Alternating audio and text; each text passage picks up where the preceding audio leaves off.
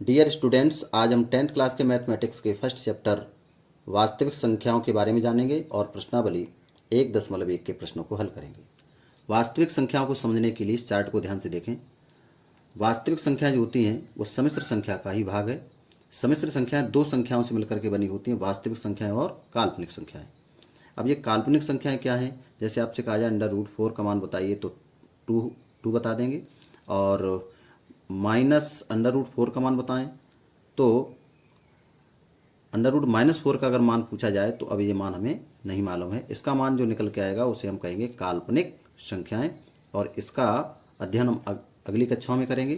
तो यहाँ देखते हैं वास्तविक संख्याएं। वास्तविक संख्याएं दो संख्याओं से मिलकर बनी होती हैं, परिमेय संख्याएं और अपरिमेय संख्याएं। परिमेय संख्याएं क्या होती हैं? वे संख्याएं जिन्हें हम P/Q के रूप में लिख सकें, जहाँ पर Q ≠ 0 और P और Q क्या हैं? पूर्णांक हैं। इस प्रकार की संख्याएं जो होती हैं उनको हम परिमेय संख्याएं कहते हैं। अपरिमेय संख्याएं जो संख्याएं P/Q के रूप में व्यक्त न की जा सकें उनको हम अपरिमेय संख्याएं या इर्रेशनल नंबर कहेंगे।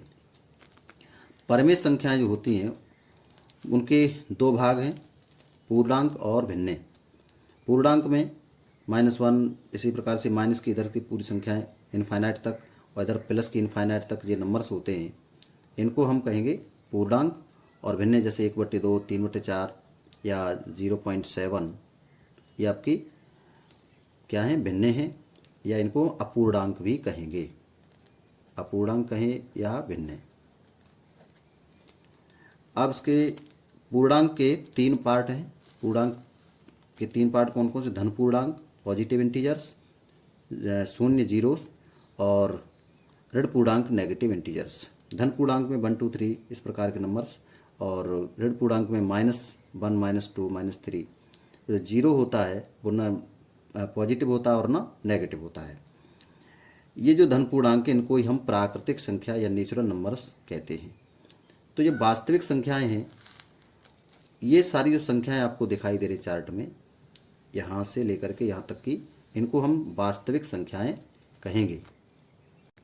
तो वास्तविक संख्याओं में जो धन पूर्णांक है वो कैसी संख्या? वास्तविक संख्याएं हैं। इनके दो महत्वपूर्ण गुण हैं। पहला है यूक्लिड विभाजन प्रमेय का, और दूसरा अंकगणित की आधारभूत प्रमेय। तो आइए जानते हैं कि यूक्लिड विभाजन प्रमेय का क्या है। तो यूक्लिड की विभाजन प्रमेय का मतलब होता है सिद्ध कथन। तो ये विभाजन लेमा क्या है यूक्लिड का?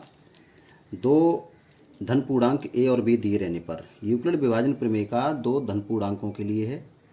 दो धन पूर्णांक ए और बी अगर ज्ञात हैं तो ऐसी अद्वितीय संख्याएं Q और R विद्यमान हैं कि A = BQ + R। जो R की वैल्यू होगी 0 से बड़ी या 0 के इक्वल और B से छोटी होगी। यहाँ पर A क्या है? भाज्य, B है भाजक, Q है भागफल और R है शेषफल। तो इस बात को हम पहले भी जानते थे कि किसी संख्या से अगर यहाँ भाग दें, जैसे मान ली 2 से भाग दे रहे हैं 5 को, 2 दूनी 4, तो ये आपका भाज्य, ये भाजक, और ये आपका भागफल, और ये शेषफल। तो हम इस बात को जानते हैं कि भाज्य बराबर भाजक गुणा भागफल प्लस शेषफल। तो यूक्लिड विभाजन प्रमेय का क्या है? भाज्य बराबर भाजक गुणा भागफल प्लस शेषफल। इसको यहाँ A = BQ + R। तो यूक्लिड विभाजन प्रमेय का केवल जो भाग की प्रक्रिया है यही यूक्लिड विभाजन प्रमेय का है। भाज्य बराबर भाजक गुणा भागफल प्लस शेषफल। यहाँ पर शेषफल की जो मान होता है वो भाजक से छोटा होगा और 0 से बड़ा या 0 के बराबर होगा। अब इस यूक्लिड विभाजन प्रमेय से इसका यूज क्या है? यूक्लिड विभाजन प्रमेय से हम दो धन पूर्णांकों का HCF ज्ञात करते हैं। क्या ज्ञात करते हैं? HCF, highest common factor. Highest common factor निकालते हैं यूक्लिड विभाजन प्रमेय से, यानी इसका मासा महत्तम समावर्तक निकालते हैं। यूक्लिड विभाजन प्रमेय से दो धनपूर्ण संख्याओं का हम महत्तम समावर्तक यानी HCF ज्ञात करते हैं। आइए देखते हैं प्रश्नावली के क्वेश्चंस। प्रश्नावली 1.1 का पहला क्वेश्चन है, निम्नलिखित संख्याओं का HCF यानी हाईएस्ट कॉमन फैक्टर, इसको मासा कहते हैं, ज्ञात करने के लिए यूक्लिड विभाजन एल्गोरिथम का प्रयोग कीजिए।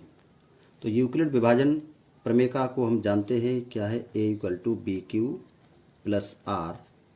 इसमें यदि R = 0 हो तो ऐसी स्थिति में A और B का जो मासा होगा, यानी A और B का जो HCF होगा वो आपका कितना होगा, B होगा। ये भाजक अगर ये 0 हो जाता है तो भाज्य और ये भाजक का जो मासा होता है वो भाजक होता है। तो इसी बात को ध्यान रखेंगे। यहाँ पर 135 225 का हमें HCF ज्ञात करना है। तो यह 135 225 से छोटा है, तो हम 225 को 135 और 225 पर लगा दें यूक्लिड विभाजन प्रमेय का। तो 225 को लिख सकते हैं 135 × 1 + 90। 90 का शेषफल 0 नहीं है, और ये प्रक्रिया हमें कब तक चलानी, जब तक इसका शेषफल 0 न हो जाए। इसको फिर लगा देंगे। अब लगाएंगे 135 और 90 पर यूक्लिड विभाजन प्रमेय का। तो ये 135 = हो जाएगा 90 + 1 + 90 × 1 + 45। यहाँ पर 45 शेषफल है, ये 0 नहीं है, इसलिए तीसरे चरण में अब लगा देंगे 90 और 45 पर यूक्लिड विभाजन प्रमेय का। तो ये 90 = हो जाएगा 45 × 2 + 0। तो इसका शेषफल 0 हो गया। 0, तो ये अंतिम जो भाजक होता है, अंतिम भाजक क्या है इसमें, 45। तो इनका जो HCF होगा 135 225 का, वो कितना होगा, 45 होगा। 225 का HCF = 45। इस सवाल को इस प्रकार भी कर सकते हैं लिख करके, जैसे यहाँ लिख लें 135 225 का HCF ज्ञात करना है। तो 135 छोटा है, तो 135 से 225 में भाग दें, एक बार भाग जाएगा। तो ये आपका बचेगा, यहाँ पर 135 लिख देंगे, तो यहाँ बचेगा 90, ठीक है। अब क्या करेंगे, शेषफल 0 नहीं है, ये शेषफल है, 0 नहीं आया। अब शेषफल और को भाजक में भाग देंगे शेषफल से। तो 90 से भाग दे देंगे 135 में, 1, यह आ जाएगा 90, यहाँ बचेगा 45। शेषफल फिर 0 नहीं है, तो 45 से 90 को विभाजित करेंगे, तो ये आ जाएगा आपका 2 और 45 × 2 = 90। अब शेषफल कितना आया, 0। अंतिम भाजक क्या है, अंतिम भाजक हमारा 45 है। तो 135 और 225 का जो मासा होगा वो कितना होगा, 45 होगा। चलो इसका सेकंड क्वेश्चन है 196 और 38,200। इसका हमें HCF ज्ञात करना है यूक्लिड विभाजन एल्गोरिथम की सहायता से। तो 196 38,220 से छोटा है, तो हम 196 से 38,220 को डिवाइड करेंगे, एक बार भाग चला जाएगा। तो यहाँ आ जाएगा 196, ये बचेगा आपका 6, और यहाँ बचेगा कितना, 8 और 1, 2 लिख लेंगे यहाँ पर। अब भाग जाएगा आपका 9 बार, 9 से इसमें गुणा कर देंगे, तो आ जाएगा 4 6 7 1, घटा देंगे तो कितना बचेगा, यहाँ बचेगा 8 9 0। अब भाग चला जाएगा 5 बार, 5 बार इसका जब गुणा करेंगे तो आ जाएगा 980। शेषफल कितना हो गया, 0। तो शेषफल 0 आया, यानी पहले ही एक ही स्टेप में इसका शेषफल 0 आ गया। तो इसे हम लिख देंगे 38,220 = 196 × 195 + 0। तो इसका जो ये भाजक है 196, ये क्या हो जाएगा, HCF। तो HCF ऑफ 196 और 38,220, ये आपका हो जाएगा 196 आंसर। अगला पार्ट है थर्ड, 867 और 255 का HCF ज्ञात करना है यूक्लिड विभाजन एल्गोरिथम की सहायता से। तो यहाँ पर 255 867 से छोटा है, तो 255 से 867 को डिवाइड करेंगे, तो सबसे पहले भाग चला जाएगा 3 बार, तो ये आ जाएगा आपका 3 पंजे 15, 3 पंजे 15, 1 16, 3 दूनी 6 और 1 7, 765। घटा देंगे तो यहाँ बचेगा 201। शेषफल 0 नहीं आया, तो अब क्या करेंगे, 102 से 255 को विभाजित करेंगे। 255 में देंगे 2 बार चला जाएगा भाग, ये आ गया 204। घटा देंगे तो 15, 51 बचेगा। फिर शेषफल 0 नहीं, तो 51 से 102 को विभाजित करेंगे 2 बार, तो ये आपका आ जाएगा 51 दूनी 102। शेषफल आ गया 0। अंतिम भाजक क्या है, 51। इसलिए HCF ऑफ 867 एंड 255 का जो HCF निकलेगा, कितना निकलेगा, 51। ये हो जाएगा आंसर। अगला क्वेश्चन नंबर 2 देखें। दर्शाइए कोई भी धनात्मक विषम पूर्णांक 6q+1 या 6q+3 या 6q+5 के रूप का होता है जहाँ q कोई पूर्णांक है। तो मान लेते हैं, माना a एक धनपूर्ण संख्या है, एक धनपूर्ण संख्या ले लें a, और b = 6 ले लें। तो यूक्लिड विभाजन एल्गोरिथम क्या है, a = bq+r। तो a = bq+r में b = 6 जब लिख देंगे तो a बराबर क्या हो जाएगा, 6q + r। r की जो वैल्यू होगी वो 0 से बड़ी और 6 से छोटी होगी या 0 के बराबर भी होगी। तो यहाँ r की वैल्यू कितनी आ जाएगी, r = 0, 1, 2, 3, 4 एंड 5। ठीक है, तो ये यहाँ पर हम लिखेंगे, यहाँ लिख दें, अतः r = जब 0 लिखेंगे, r = 0, तब a = क्या हो जाएगा, 6q, और 6q में 2 से भाग जाता है, यानी जिस संख्या में 2 से भाग जाता है वो सम, 2 से विभाजित नहीं होती है वो विषम। तो इसमें 2 से डिवाइड हो जाएगी ये, तो आपकी कैसी संख्या है, सम, तो ये सम पूर्णांक है। r = 1 लिखें तो ये हो जाएगा आपका a = 6q+1। अब ये 2 से डिवाइड नहीं है तो ये आपका हो जाएगा विषम पूर्णांक, ये विषम संख्या होगी। r = जब 2 है तब एक ही वैल्यू होगी 6q+2, और ये 2 से विभाजित हो जाएगी तो ये सम है। r = 3 लिखेंगे तो a = हो जाएगा 6q+3। अब ये 2 से विभाजित नहीं है तो ये आपका हो जाएगा विषम। r = 4, तो a = आ जाएगा 6q+4। अब ये 2 से विभाजित है तो ये आपका सम पूर्णांक होगा। r = 5, तो a = आ जाएगा 6q+5, तो ये आपका 2 से विभाजित नहीं होगा, तो ये विषम है। तो हम क्या देखते हैं, जो विषम देखो कौन कौन से, 6q+1, 6q+3 एंड 6q+5। तो क्वेश्चन में क्या है कि दिखाना ये था कि किसी भी धनात्मक विषम पूर्णांक का जो रूप होता है वो 6q+1, 6q+3, 6q+5। तो यहाँ नीचे लिख देंगे, अतः जो विषम धनात्मक पूर्णांक हैं वो 6q+1, 6q+3, 6q+5 के रूप के होते हैं। अगला क्वेश्चन है क्वेश्चन नंबर 3। किसी परेड में 616 सदस्यों वाली एक सेना आर्मी की टुकड़ी को 32 सदस्यों वाली एक आर्मी बैंड के पीछे मार्च करना है। दोनों समूहों को समान संख्या वाले स्तंभों में मार्च करना है।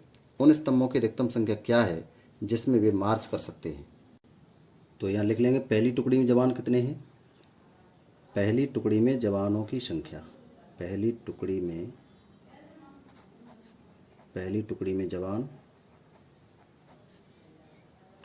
जवानों की संख्या। तो पहली टुकड़ी में जवान है 616, और दूसरी टुकड़ी में जवान है, दूसरी टुकड़ी में जवानों की संख्या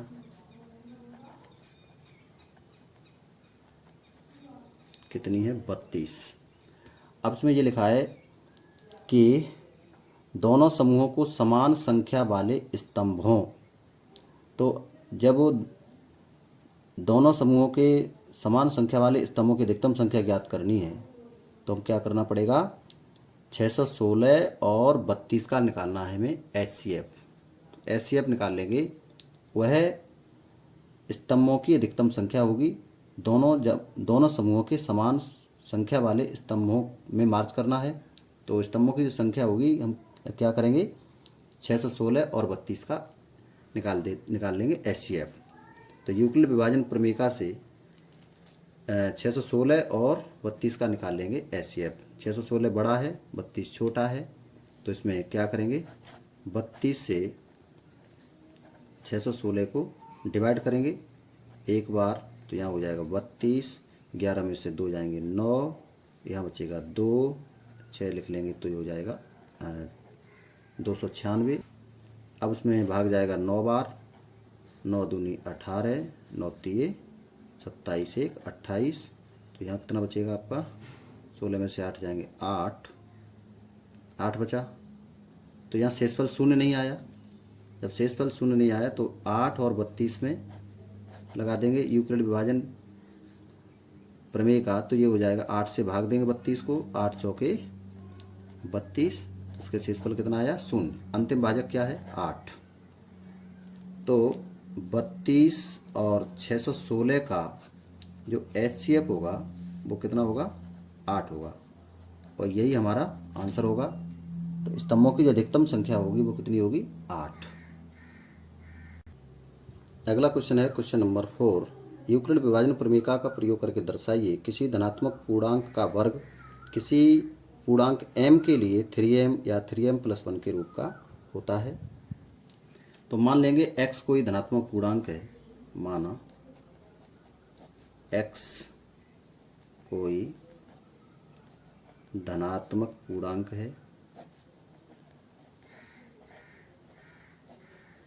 है और हम इस x को 3q और 3q+1 के रूप में लिख सकते हैं। तो x को हम लिख सकते हैं 3q और 3q+1 के रूप में, ये हमने माना। अब हमें दिखाना है कि इसका जो वर्ग है वो 3m या 3m+1 के रूप का होगा। तो x = 3q, 3q+1, तो x लें पहले 3q और इसका वर्ग करें तो x² क्या होगा 3q का स्क्वायर, तो जो हो जाएगा 9q²। इसे हम लिख सकते हैं 3q²। q कोई पूर्णांक है, धन पूर्णांक है, तो इसको हम m लिख देंगे, तो जो आपका हो जाएगा 3m। इसको m लिख देंगे क्योंकि धन पूर्णांक है, तो इसको हम 3m हो गया हमारा x²। x = हम ले लें 3q+1 और इसका वर्ग करें तो x² हो जाएगा आपका 3q+1 का होल स्क्वायर खोल देंगे तो 9q² + 6q+1, इसमें से 3 मिल जाएगा कॉमन, तो जो हो जाएगा 3q² + 2q+1। इसको m लिख देंगे क्योंकि पूर्णांक है, तो ये धन पूर्णांक इसको m कह दें, तो ये आपको हो जाएगा 3m+1। तो यहाँ से सिद्ध हुआ कि किसी भी धनात्मक पूर्णांक का जो वर्ग होता है वो 3m या 3m+1 के रूप का होता है। अगला क्वेश्चन है क्वेश्चन नंबर 5। यूक्लिड विभाजन प्रमेयिका का प्रयोग करके दर्शाइए किसी धनात्मक पूर्णांक का घन 9m, 9m+1 या 9m+8 के रूप का होता है। तो मान लेते हैं x कोई धनात्मक पूर्णांक है, माना x कोई धनात्मक पूर्णांक है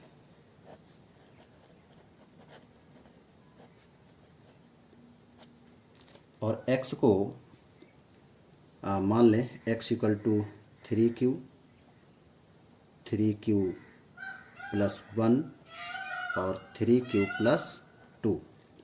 a = क्या होता है bq+r। इसमें अगर b बराबर 3 ले लें तो a बराबर क्या हो जाएगा 3q+r। r की वैल्यू क्या होगी 0 r < 3। r की वैल्यू क्या होगी 0 और 3 के बीच में 0 के बराबर। जब 0 लिख देंगे इसमें तो आ जाएगा आपका 3q और 2 लिख देंगे 1 2, इसमें जो r की वैल्यू क्या होगी 0 1 और 2। तो r = 0 लिखेंगे तो आएगा 3q, r = 1 लिख देंगे तो 3q+1, r = 2 लिख देंगे तो 3q+2। अब हमें बताना है कि इसका जो घन है वो 9m प्लस 1 9m प्लस 8 के रूप का है, तो इसका घन करें तो x इक्वल टू ले लें 3 क्यूब और दोनों पक्षों का कर दें घन। तो जब क्यूब करेंगे इसका तो x क्यूब इक्वल टू आ जाएगा 27 क्यूब का क्यूब, 27 क्यूब का क्यूब आ जाएगा ये। इसको हम लिख सकते हैं 9 इंटू 3 क्यूब का क्यूब, 3 क्यूब का क्यूब हो जाएगा। तो ये क्या है, ये धनपूर्ण संख्या है, इसको हम m कह दें तो ये आ जाएगा आपका 9m। अब x इक्वल टू ले लें 3 क्यूब प्लस 1 और इसका करें घन। तो x क्यूब इक्वल टू को क्या हो जाएगा 3 क्यूब प्लस 1 का क्यूब, इसका होल क्यूब खोल देंगे तो ये हो जाएगा आपका 3 क्यूब का क्यूब प्लस 1 का क्यूब प्लस 3 इंटू 3 क्यूब 1 और 3 क्यूब प्लस 1। तो ये हो गया आपका 27 क्यूब की घात 3 प्लस 1 प्लस 3 3 9, 9 क्यूब और 3 क्यूब प्लस 1। तो ये हो जाएगा 27 क्यूब की घात 3 प्लस 1 और 9 3 27 क्यूब स्क्वायर प्लस 9 क्यूब। तो इन पदों में से अगर कॉमन देखें तो मिलता है हमें 9 मिल जाएगा कॉमन। तो क्या बचेगा 3 क्यूब का cube plus 3 cube square plus cube और ये प्लस जो 1 है इसको पीछे लिख देंगे। ये क्या है, धनात्मक पूर्णांक है, इसको हम m कह दें तो ये आपका आ जाएगा 9m प्लस 1। अब x इक्वल टू ले लें, x इक्वल टू ले लें 3 क्यूब प्लस 2। तो 3 क्यूब प्लस 2 जब लेंगे दोनों पक्षों का घन कर देंगे तो x क्यूब इक्वल टू आ जाएगा 3 क्यूब प्लस 2 की पावर 3, इसका होल क्यूब खोल देंगे तो ये हो जाएगा 3 क्यूब की घात 3 प्लस 2 की घात 3 plus 3 into 3 cube into 2 3 cube plus 2। सूत्र कौन सा लग रहा है इसमें, a प्लस बी का होल क्यूब। ठीक है, a प्लस बी का होल क्यूब क्या होता है, a cube plus B cube plus 3ab a plus B. इस सूत्र का इसमें प्रयोग करेंगे तो ये आपका हो जाएगा 27 क्यूब की घात 3 प्लस 8 और 3 3 9, 9 दूनी 18, 18 क्यूब 3 क्यूब प्लस 2, 27 क्यूब की घात 3 प्लस 8, 18 3 54 क्यूब स्क्वायर, 18 दूनी 36 क्यूब। इन पदों में से कॉमन मिल जाएगा आपको 9। 9 कॉमन लेने के बाद क्या बचेगा यहाँ पर 9 3 27, 3 क्यूब की घात 3 और 9 छक्के 54 6 क्यूब स्क्वायर, 9 चौके 36 4 क्यूब और ये बचेगा प्लस का 8 पीछे लिख देंगे। तो ये आपका पूर्णांक है, धन पूर्णांक है, इसको हम m कह दें तो ये हो जाएगा 9m प्लस 8। तो इस प्रकार ये सिद्ध हुआ कि किसी भी धनात्मक पूर्णांक का जो घन होता है वो 9m प्लस 1 या 9m प्लस 8 के रूप का होता है। इस प्रकार ये एक्सरसाइज पूरी होती है और आशा करता हूँ कि आप लोगों को समझ में आई होगी। अगली प्रश्नावली को अगले वीडियो में बताएंगे।